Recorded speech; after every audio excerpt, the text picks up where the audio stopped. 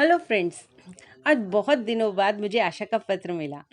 मालूम पड़ता है महीनों के बाद, या कहूँ कि पूरे 1 साल के बाद शायद ये पत्र आया है। मुझे अक्सर ही उसके खत मिला करते थे और हर बार उसके खत का इंतज़ार भी बड़ा रहता था। न केवल ये जानने के लिए कि उसके साथ क्या क्या हो रहा है, बल्कि उसके कटाक्ष, मेरे देर से खत ना लिखने पर गुस्से भरे शब्द, और शब्द भी कैसे जिसे पढ़कर बुरा ना लगता था, क्योंकि उसमें उसका अपनापन जो झलकता था। न सिर्फ शब्दों की बनावट से उसका खत सुंदर लगता था, बल्कि हर एक लाइन को समझाने के लिए, या यूँ कहूँ अपने गुस्से और खुशी को जाहिर करने के लिए, वो ऐसे ऐसे कार्टून बनाया करती थी। इतने खूबसूरत शक्लें बनाकर भेजती थी कि पत्र पढ़ने की ज़रूरत ही ना पड़ती थी। जगह जगह रंग बिरंगे हाइलाइटर यूज़ करती थी। मैंने बड़ी बेसब्री से जल्दी जल्दी खत खोला और पढ़ने लगी। पर आज पहले जैसा कुछ ना था उस पत्र में। ना कोई कटाक्ष, ना वो चुलबुली बातें, ना वो उसके कार्टून जो यहाँ वहाँ शब्दों के बीच बने रहते थे। कुछ ना था उसके पत्र में। तो मैंने जरा गंभीरता से पढ़ना शुरू किया। हालांकि उसमें पढ़ने जैसा कुछ नज़र नहीं आ रहा था, क्योंकि उसमें सिर्फ 2 लाइनें लिखी थी, और वो थी, भावना, आज मालूम हुआ सब क्यों कहा करते हैं, हकीकत में जियो, भ्रम मत पालो। उसका ऐसा लिखना मुझे खटका। आखिर ऐसा क्या हुआ? जहाँ तक मुझे याद पड़ता है, वो कभी कोई भ्रम न पालती थी, हकीकत में रहने वाली लड़की थी। पर ऐसा क्या हुआ इन 7-8 महीनों में? मैंने जल्द जाकर उसे फ़ोन घुमाया, पर पाया फ़ोन ख़राब था। माँ से पूछ मैं पास के एसटीडी बूथ गई, तो पता चला आज केबल लाइन बिछाने की वजह से सभी फ़ोन बंद पड़े। अब मेरी बेचैनी बढ़ती जा रही थी। दिल चाहता था उड़कर उसके घर चली जाऊं, पर जानती थी ऐसा मुमकिन ना था। सो मैं मुंह लटका घर आ गई। अब भी दिल चाहता था कि शाम की ट्रेन से उसके घर होकर आऊं, पर क्योंकि हम छोटे से शहर में रहते थे, तो इतनी आज़ादी तो ना थी कि अकेले कहीं आ जा पाते। वो अलग बात है कि जब आशा अकेले छुट्टियों में हमारे यहाँ आई थी, तो सबने उसकी बहादुरी के गुण गाए थे। पर अब क्या करें? सो हमने अपने भाई से पूछा कि भाई, हमारे साथ आशा के घर चलोगे? पर उसने तपाक से पूछा, क्यों, क्या उसका ब्याह है आज? भाई ने कहा, नहीं, मैं ना जा पाऊँगा, कल मुझे अपने दोस्त की शादी में जाना है। पर तुझे क्यों जाना है? जब उसने मुझसे पूछा, तो मैं बस यूं ही कहकर बात टाल गई। मैं अपने कमरे में आ वो सभी खत बटोरने लगी जो आशा ने मुझे लिखे थे। मैंने एक एक करके न जाने कितने पत्र पढ़ डाले, पर मुझे कुछ न दिखा तो बस मायूस सा आशा का चेहरा। मैंने उसके सभी पत्र पढ़ डाले, पर मुझे एक पत्र न मिला जिसे मैं ढूंढ रही थी, कि फिर अचानक याद आया, वो खत तो मैंने अपनी डायरी में छिपा कर रखा था, ताकि घर में कोई और ना देख ले। हालांकि हमारे घर में कोई किसी के पत्र नहीं पढ़ता था, पर फिर भी न जाने मैंने ऐसा क्यों किया। खत निकालकर जैसे ही उसे पढ़ना शुरू किया कि सारी बातें आईने की तरह साफ हो गई। उसमें आशा ने लिखा था कि उसे अपने एक सहकर्मी से लगाव होता जा रहा है। वो भी उसको चाहता है शायद, ऐसा उसे लगता था। उसने उसका नाम भ्रम लिखा था। तब मुझे लगा शायद गलती से उसे लिखने में भूल हो गई और उसने ब भ्रम की जगह भ भ्रम लिख दिया। मैंने भी फिर उसका कुछ खत ना मिला काफ़ी दिनों तक। जब मुझे उसका कोई खत ना मिला, तो मुझे लगा वो भी अपने भ्रम के साथ खो गई है और अपनी सहेली तक को भूल चुकी है। पर आज ऐसा क्या हुआ? कहीं वो उसका भ्रम, या कि सचमुच भ्रम? अब तो मुझे भी भ्रम होने लगा कि अब मेरी बेचैनी और ज़्यादा बढ़ गई। आखिर क्या है ये सब? अब मैं कैसे उससे जाकर मिलूं, कैसे पूछूं, घर पर क्या बोलूं कि मुझे क्यों जाना है? सो मैंने अपनी माँ को कहा कि माँ, आशा की तबीयत बहुत ख़राब है और मुझे उसके पास जाना है। माँ ने कहा, पर कौन जाएगा तेरे साथ? हमने कहा, हम अकेले ही चले जाएंगे, वहाँ से उसका भाई हमें ले जाएगा। माँ ने साफ मना किया। तो हमारे पड़ोस के श्याम भैया के साथ जाने की जिद की हमने। अब माँ ना हाँ बोल पाई, और चाहते हुए भी ना उनसे बोला ना गया। मैं अब रुकने वाली नहीं थी, तो उन्होंने बाबा का बहाना बनाया। मैं भी जानती थी इस तरह की जिद अच्छी तो ना थी, पर आशा से मिलने की इच्छा इतनी प्रबल थी कि मैं कोई मौका गंवाना न चाहती थी। सो मैंने रोना शुरू कर दिया। सो हमारा काम आ गया। रोता देख माँ ने कहा, अच्छा ठीक है, और बाबा को भी मना लिया। और हमने जल्द ही 1 सेकंड गवाए अपना बैग तैयार कर लिया, और इससे पहले कि माँ बाबा का इरादा बदले, हम जल्द पड़ोस के श्याम के साथ निकल गए। शाम हमसे पूछता रहा, दीदी क्या हुआ आपकी सहेली को, पर हम चाह कर भी कुछ नहीं बता पा रहे थे कि या शायद हमें भी कुछ पता ना था कि उसे क्या हुआ है। हम पूरे 4 घंटे में उसके घर पहुंच गए। उसने पूरे हर्षोल्लास के साथ स्वागत किया। उसमें बीमारी जैसे कोई लक्षण न देख श्याम ने बड़े ही हैरानी से मेरी ओर देखा तो मैंने अपनी आंख बचा आशा के करीब चली गई। पर अब मुझे उसके खिलखिलाते चेहरे के पीछे का उदास चेहरा साफ दिखाई देने लगा। मैंने श्याम की असमंजसता और आशा के घर वालों के आश्चर्य को देख बात संभालते हुए कहा, आशा की बच्ची, खत में झूठ लिखा कि तू बीमार है। एक बार को तो आशा भी चौंक गई, पर उसने झट हंसते हुए बात संभाल ली। उसके घर वाले भी अब ठहाके मारकर हंसने लगे कि इसने तुझे झूठ लिखा कि ये बीमार है। उसके साथ मैं भी हंसने लगी और सोचने लगी कि उसके घर वालों तक को पता नहीं कि बिटिया किस स्टेज में है। नहा धोकर हम सब ने खाना खाया। उसके परिवार वालों के साथ बातचीत कर कब रात के 11 बज गए पता ही न चला। खाना खा शाम को गेस्ट रूम में भेज दिया गया और मैं आशा के साथ उसके कमरे में आ गई। अब भी आशा के चेहरे में कोई उदासी वाला भाव ना था। वो माँ बाबा और उन सब के बारे में पूछने लगी जिनसे वो तब मिली थी जब वो हमारे यहाँ आई थी। वो पूछे जा रही थी और मैं जवाब दिए जा रही थी। जहाँ वो सब कुछ सामान्य दिखाने का निष्फल प्रयास कर रही थी, वहीं दूसरी ओर मैं चाह कर भी कुछ पूछ न पा रही थी। ये सब क्यों हो रहा है मालूम ना था, पर औपचारिकता तो बिल्कुल ना थी, ये तो मुझे भी मालूम था। आशा ऐसा क्यों कर रही थी? क्योंकि वो जानती थी कि अगर एक बार जो उसने ऐसा सामान्य होने का ढोंग छोड़ा नहीं, कि वो सैलाब जो उसने अपने अंदर दबा कर रखा है पूरे जोर शोर से बाहर आ जाएगा और वो उसे संभाल भी ना पाएगी। और मैं चाहती थी कि आशा को पूरा समय दूं ताकि वो इस अवस्था में तक पहुंच जाए कि मुझे सब कुछ ठीक ठीक ढंग से बता पाए। पर फिर भी मैं अपने को रोक ना सकी और बोल ही पड़ी, अब ये नाटक रहने दे, अब कमरे में तेरे और मेरे सिवा कोई नहीं। बस मेरा इतना कहना था कि आशा जो अभी पलंग की चादर ठीक कर रही थी, उसी चादर को उठा फूट फूट कर रोने लगी। वो उस चादर से पूरी तरह अपना मुंह ढकने की कोशिश कर रही थी ताकि उसकी आवाज़ बाहर तक ना जा सके। मैंने झट कमरे के दरवाजे बंद कर उसमें कुंडी चढ़ाई और उसके पास जाकर बैठ गई।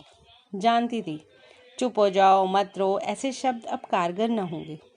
सो सिर्फ अपनी बाहों में उसे ले अपने कंधे का सहारा दे चुपचाप बैठ गई। वो रोती रही। जब कुछ देर बाद उसकी सिसकियां शुरू हुई तो मैंने उससे पूछा, अब क्या हुआ तेरे भ्रम को? उसने कुछ न कहा और पानी से भरी आंखों से मुझे देख बोला, भ्रम, और फिर रोना शुरू कर दिया। पर अब उसे मुंह पर चादर रखने की ज़रूरत न पड़ रही थी। सो मैंने कुछ देर बाद फिर कहा, ले पानी पी, हमारे शरीर को 70% ज़रूरत होती है पानी की, और तूने तो 60% तो निकाल ही दिया। और उसने मुस्कुराकर गिलास मेरे हाथों से ले लिया। जानती थी उस पगली को स्ट्रॉन्ग दिखने का बहुत शौक है, सो मेरे ऐसे शब्दों से वो ना चाहते हुए भी ऐसा मुस्कुराएगी, ये मैं जानती थी। उसने पानी पिया और फिर चुपचाप हो गई। अब मालूम पड़ता था कमरे में आवाज़ करते पंखे के अलावा कुछ ना था। सो मैंने भी कुछ देर चुप रहे उसके हाथ से गिलास मांग चुप्पी को तोड़ा। आशा ने पहल की और बोला, थैंक यू भावना, तुम आई। मैंने तो गंभीरता भरे माहौल से बाहर आने के लिए हंसते हुए कहा, भाई अपनी आशा को इस हालात में अकेले थोड़े छोड़ देती। और हम दोनों फिर से मुस्कुरा गए। मैंने अब जरा संजीदगी से कहा, अब तू बता क्या बात है? आशा कुछ ठहर कर बोली, भावना कहाँ से शुरू करूँ, क्या बताऊँ, कुछ समझ नहीं आता। भ्रम का नाम विवेक है। वो जब पहले दिन ऑफिस आया तो बहुत डरा हुआ था। सबने उसकी बहुत टांग खींची और मैंने तो उससे जो मज़ा चखाया कि बस। न जाने वो इन बातों को बताकर कब अपनी ही बातों में खो गई और विवेक और अपने किस्से सुनाती चली गई। उन बातों को बताते समय उसके चेहरे पर जो चमक थी वो शायद उस रात चंद्रमा की चांदी में भी ना रही हो। सो वो न जाने कितने किस्से बताती चली गई, पर अब पूरे 1 घंटे बाद उसके चेहरे में वो ही उदासी छाने लगी और वो बोली, मालूम है भावना, उसे भी मुझसे प्यार हो गया था, ऐसा मुझे लगने लगा था। अब वो हर छोटी बड़ी बात मुझसे शेयर करने लगा था। उसे जब कोई खुशी या गम होता तो बिना समय की परवाह किए मुझे फ़ोन घुमा देता था। उसे मेरा यूँ घुल मिलकर बातें करना बहुत सुहाता था।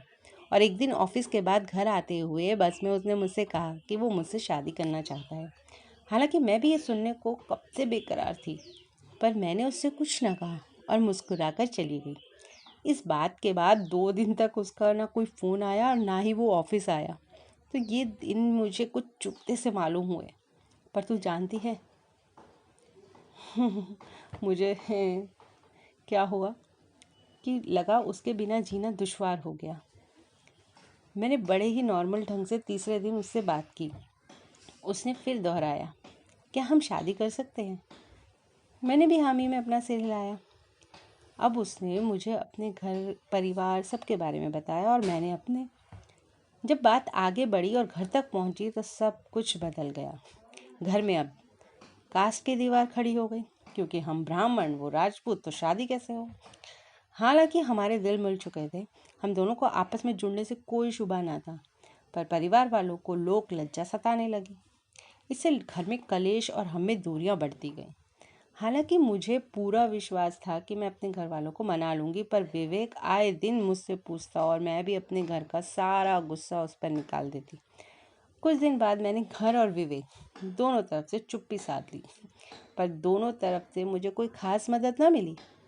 मुझे पूरा विश्वास था एक दिन घर वालों को मना लूंगी, और विवेक वो तो पहले से ही मेरा था। पर अब विवेक पहले जैसा ना रहा। वो चुपचाप रहने लगा, ऑफिस में किसी से ज़्यादा बात ना करता था, सबसे कटने लगा था। मैं अब भी नॉर्मल तरीके से सबसे बात करती थी और मेरे चेहरे में किसी को भी कुछ शुबान तक ना होता था कि कुछ हुआ है, पर अंदर ही अंदर मुझे कुछ खाए जा रहा था। और 3 महीने बाद उसने कहा कि वो नौकरी छोड़ रहा है। ये सुन जैसे मैं पूरी टूट गई, पर मैंने उसे रोकने तक का प्रयास ना किया और सोचने लगी शायद वो मेरे सामने कमज़ोर पड़ रहा है, इसलिए वो ऑफिस छोड़ रहा है।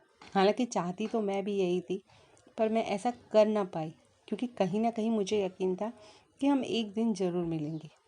सो मेरी कोशिश घर पर जारी रही। फिर काफ़ी दिनों बाद विवेक ने मुझे फ़ोन किया और उसके साथ चलने को कहा, पर मैंने भी ना कर सबको मना शादी करने की ज़िद की कि अब बात कब झगड़े में बदल गई ये पता ना चला, और हम दोनों ने बात ना करने का फैसला करते हुए बात वहीं ख़त्म की। पर अब उसके फ़ोन के बाद उम्मीद और बढ़ गई और मैं घर वालों को मनाने की कोशिश पहले से कहीं ज़्यादा और ज़ोर शोर से करने लगी। उसके बाद विवेक का कोई फ़ोन ना आया और मैं इसी आशा में रही कि आज नहीं तो कल विवेक का फ़ोन ज़रूर आएगा। इस बीच मैंने घर वालों को भी एहसास कराया कि मैं ठीक हूँ, विवेक दूसरे लड़कों सा नहीं था, वो बहुत अच्छा है। और अपनी इस उधेड़-बुन में बिल्कुल ही भूल गई कि इस बात को आज पूरा 1 साल हो गया। पर एक बात की संतुष्टि थी कि घरवाले अब हमारे साथ थे। अब मैंने विवेक को फ़ोन करना चाहा, पर मन में कहीं ये बात आ गई कि 1 साल बाद क्या विवेक बदल तो ना गया होगा। सो मैं सोचने लगी, पर फिर जल्द ही मैंने अपने मन को समझा दिया, जो नहीं, इतना कहता था कि मेरे बिना रह नहीं में कुछ ना सकता, उसमें क्यों कुछ बदलेगा। जबकि मैं तो कुछ ना बोलती थी, अपनी भावनाओं को दबा पाने में सफल रहती थी। तो जब मेरे मन में उसके लिए कुछ नहीं बदला तो भला उसमें क्या बदला होगा। बस हिम्मत नहीं कर पा रहा होगा फ़ोन करने की, और करे भी कैसे जब मैंने ही मना किया था। तो इस विश्वास के साथ हिम्मत कर फ़ोन किया और विवेक को ये बताना चाहा कि अब सब कुछ ठीक हो गया है। पर उसे ये सब बता पाती कि उससे पहले मुझे पता चला कि 3 महीने पहले उसकी शादी हो गई है, और मेरा ये भ्रम कि वो मुझे ही प्यार करता है इस तरह टूटा कि मेरे घर वालों से मैं आंखें न मिला सकी, क्योंकि जानती थी क्या कहूँगी। जिस विवेक के लिए मैंने इतनी बड़ी बड़ी दलीलें दी थी, इतने रिश्ते ठुकराए थे, वो सिर्फ 4 महीनों में ही मुझे भूल गया। और फिर कौन जाने 4 महीने या फिर 4 दिन, कितने दिन में कितने दिन मैं उसे याद रही। जब ये भ्रम टूटा तो बिल्कुल ही टूट गई। हालांकि बाहर से सब वही था, आंखों में आंसू तक ना थे ये सुनकर कि उसकी शादी हो गई। पर आज जो सैलाब निकला उसके बाद बहुत हल्का महसूस कर पा रही हूँ, क्योंकि अब तक यही समझ नहीं पा रही थी कि कैसे कोई इतनी बड़ी बड़ी बातें कर इतनी जल्दी भूल जाता है और सामान्य हो जाता है। पर अब मैंने एक सबक जरूर ले लिया इस बात से कि भ्रम मत पालो, जो सत्य है उसे देखो। मैं कुछ दिन तक मन ही मन कहीं ना कहीं अपने को ही दोषी समझ रही थी इस सब के लिए, पर मैंने पाया मैं दोषी ना थी। मैंने उससे प्यार किया था, जो 1 साल बाद भी ना बदला था। पर वो जो विवेक की तरफ से था, वो प्यार नहीं, और ना उसे प्यार जैसे शब्द से नवाजा ही जा सकता है, क्योंकि वो प्यार ना था, वो सिर्फ आकर्षण था। और गलती से मैं उसे उसका प्यार समझती थी। वो सिर्फ और सिर्फ मेरा एक भ्रम था, मेरा कोई दोष ना था। और अच्छा हुआ जो समय पर मेरा ये भ्रम टूट गया, नहीं तो ना जाने इस भ्रम के साथ मैं कब तक जीती। और क्या पता अगर उससे शादी भी हो जाती तो मैं उस भ्रम को प्यार समझ पूरी जिंदगी भ्रम में काट देती। तो जो हुआ अच्छा ही हुआ। जब सब भ्रम था तो अब रोने का क्या कारण था, मैंने पूछा तो उसने बड़े ही सहज और सुलझे ढंग से कहा, क्योंकि मेरा भ्रम टूट गया कि वो मुझे भुला ना पाएगा। और जानती थी कि एक आंसू ही ऐसे हैं जो मेरे इस भ्रम को जल्द से जल्द बहा के मुझसे बाहर निकाल सकते थे। पर अब तक ऐसा कोई ना मिला जिसके आगे रो सकती। सो मुझे रोने दो, जितना रो सकती हूँ, क्योंकि मैं भ्रम का एक अंश भी अंदर नहीं रखना चाहती। फिर न जाने वो कब तक रोती रही और मैंने भी उसे ना रोका, क्योंकि मैं भी चाहती थी कि वो अब अपने भ्रम से बाहर आ जाए। Thank you.